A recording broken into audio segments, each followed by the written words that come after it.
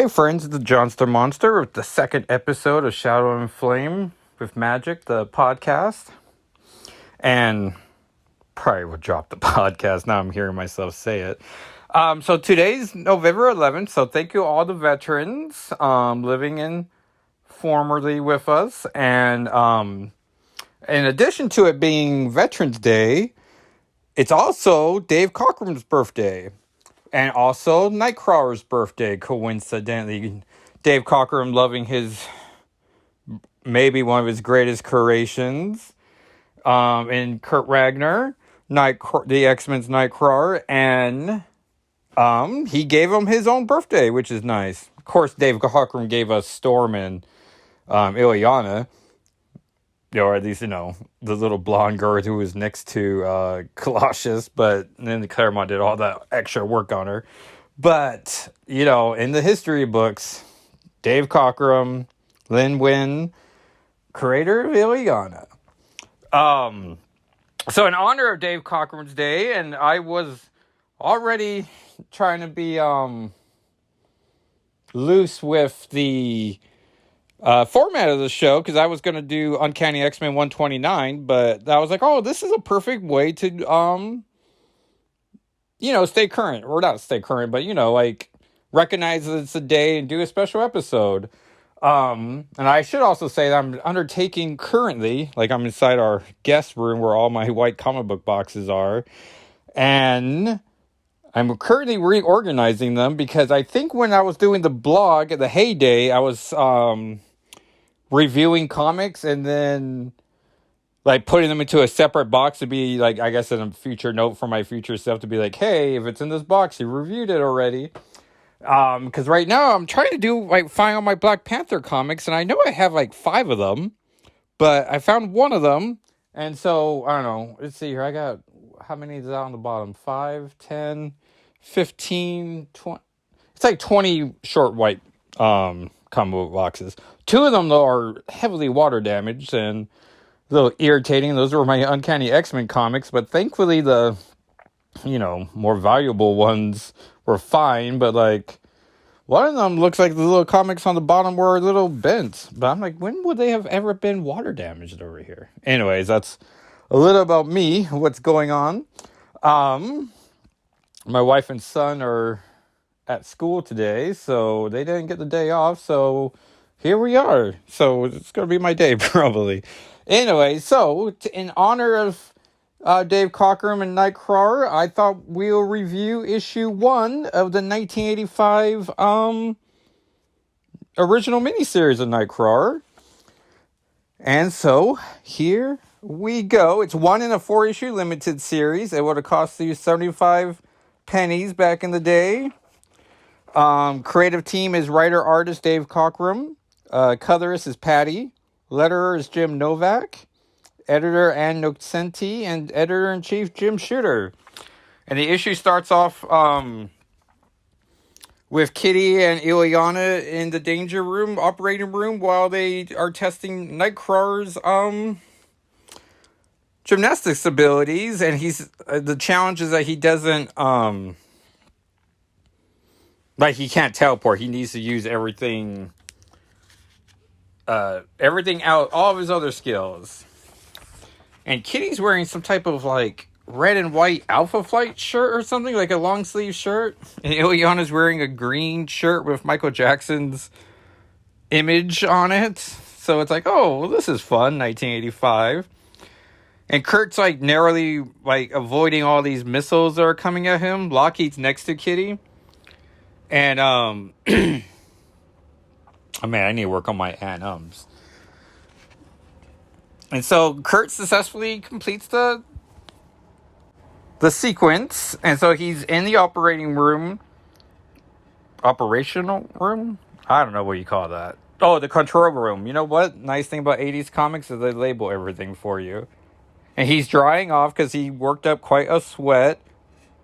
And Kitty's asking him why he even needs to practice his teleportation. It's not like he's limited on how many teleports he can do in one day.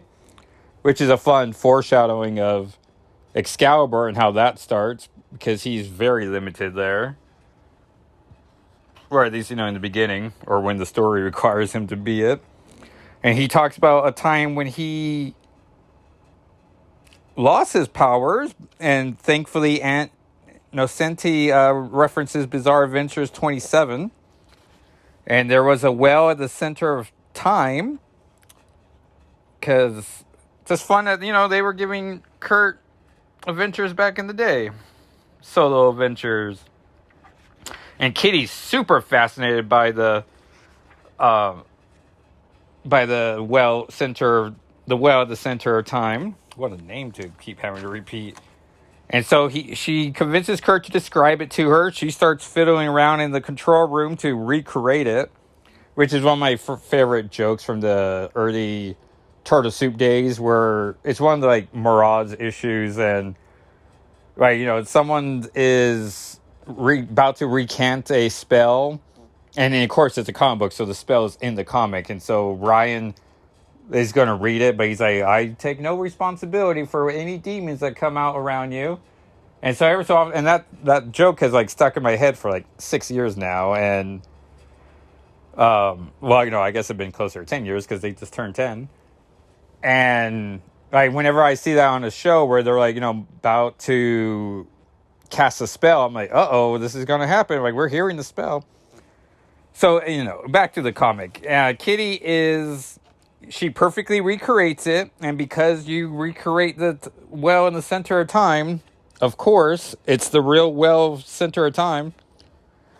And Lockheed's flying by it. And Dave Cockrum does a pretty awesome dragon-looking Lockheed. He looks very lean and fit. And all of a sudden, a green tentacle comes out, wraps around Lockheed, and he is being taken captive. The adventure is broken up by an ad for Oreo. So there's that. Kurt jumps after Lockheed because he's a friend to all. And Kurt's already thinking to himself, oh no, what am I doing? And then, of course, Lockheed and Kurt gets thrown into the well. And then I'm reminded right now that this is essentially a Kurt, Nightcrawler, and Lockheed miniseries, but they don't promote it as such. And then as soon as they go into the well, it disappears. And then we see the actual creature is a giant green, globe of a thing with big bug eyes and tentacles coming out of its facial region. And Lockheed finally flames on to the face and everything, and the alien swooshes them away. And so now they're just falling. Hey, Reese's Pieces with the Ferb Grid blue alien. So Kurt's now yelling at Lockheed of what are you doing? Now we're just falling. And Lockheed bites Kurt's tail and is hovering above him, which I guess is pretty impressive that Lockheed can sustain Kurt. I mean, they're still slowly falling, but still Lockheed's jaw is strong enough to hold on to Kurt's tail. Kurt doesn't, he says youch at first, but he's not constantly, he looks more scared from falling to his death than he does of any pain his tail is feeling. And then all of a sudden, a giant space pirate ship shows up. And Kurt starts being able to live his adventure, or his dream of being a pirate. And so, a bunch of pirate things, the captain confronts him, calling him a boogie. And Kurt's I'm not a boogie. What is a boogie? And he's just trying to, figure out, clearly people don't like him. Lockheed's assisting him in, burning all the pirates. He's just trying to get the high ground, because you always want to get the high ground. Meanwhile, at the Danger Room console, Kitty is very mad, and she is worried that Xavier is going to find out and he's going to kill her, because she lost Kurt and poor Lockheed. And Ileana is very upset with the poor Lockheed comment, as he brought himself to that portal. No one told him to get that close. And so Kitty's trying to reprogram it. I guess she didn't do Control S and save the program. That would have been big help. Meanwhile, back at the pirate ship, everyone's calmed down. Kurt is learning, their card games, which I don't know if you're anything like me, but learning a new card game is like exhausting. It's like, well, can we do like 3 practice rounds?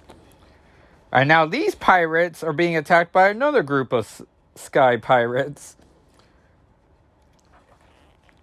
And Kurt does not like how violent they are being to the other foe, because he doesn't understand the politics of the world, but he doesn't think they need to be using as much excessive force.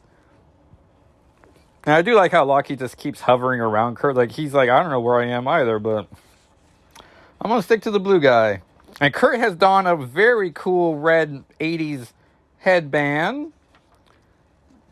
And has given himself like a little belt. But instead of around his waist, it goes around his right shoulder to his left hip.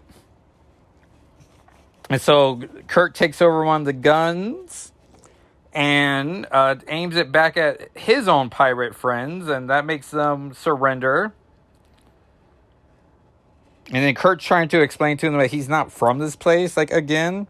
That he needs a place to stay until he can get back home. And then someone's trying to call his attention. And there's an ad here for Mile High Comics. They actually get 2 pages. And if you want to know how much Uncanny X-Men 129 cost, it would have been $12. But right now it is out. It's and 130 sold out at the moment. But $12 is a pretty good deal. And now we get Kurt finds the princess of the world, Jinjay Sabri. And she's taken back by his charm. But then her guards pull her away.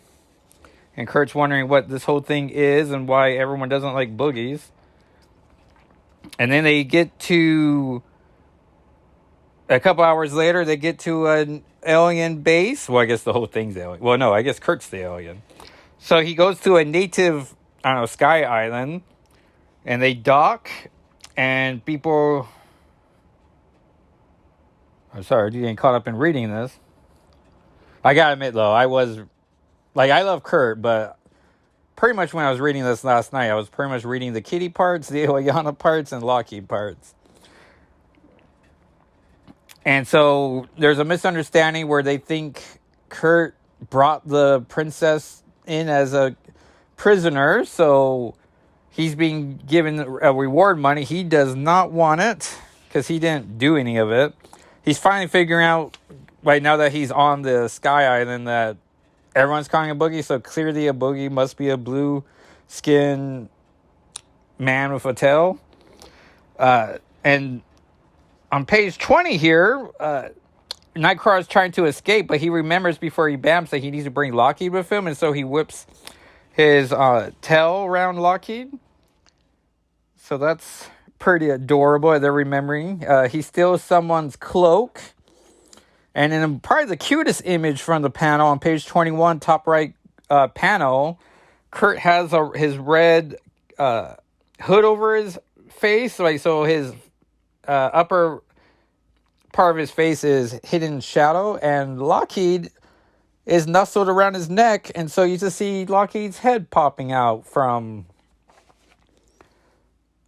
the panel. And I might tweet this out, so if you see this, right around the time I was recording. And so Kurt is walking around just trying to figure out what his next move is when a lady comes out, a damsel in distress, if you will, except as soon as he turns around to look at where she's pointing at, he gets hit upside the head. And then Lockheed tries to get into the fight as well, and some guy hits him with like a tambourine or something. And so Kurt and Lockheed are knocked out. Lockheed has very cute feet sticking up in the air. And then we find out who is the head of this new squad, and trying to see, and he's like a shark man. He is Shargrin the Sorcerer. But he doesn't look like Armagon if you're a Turtles fan, which who isn't? And that's where we leave off. And there's a bullpen bulletin and a handy checklist. I'm trying to see where we would have been in the other X-Men titles. See here, graphic novel 18 features She-Hulk.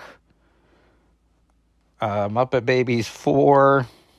Because right now they're calling the X-Men, or Uncanny X-Men, just X-Men. Iron Man turning 200. Secret Wars 2, issue 5. What order is this in? It's like not alphabet. Oh, okay, here we go. X-Men 199. Oh, that's fun that X-Men's just one issue behind on Iron Man at this point, even though they have 20 issues of reprints to that bumping up those numbers. Dazzler's at issue 40. Indiana Jones is at 32. New Mutants is at 33. Cloak and Dagger 3. I'm trying to think of Alpha Flight 28. Not only is this a Secret Wars 2 issue, it's also a starting crossover of Incredible Hulk 313. Dazzler 40 is a Secret Wars 2 crossover. So we're just in the midst of it. All right, everyone. Well, that's Nightcrawler 1985 issue 1. Thank you so much for listening. If you will help out the podcast, we're still starting out, so if you want to give us 5-star reviews, that'd be nice. And I will really appreciate it. And if you will subscribe, and hopefully we get a couple more issues out, or episodes out. And thank you, everyone, for listening, and really appreciate your time today. All right, everyone. Bye.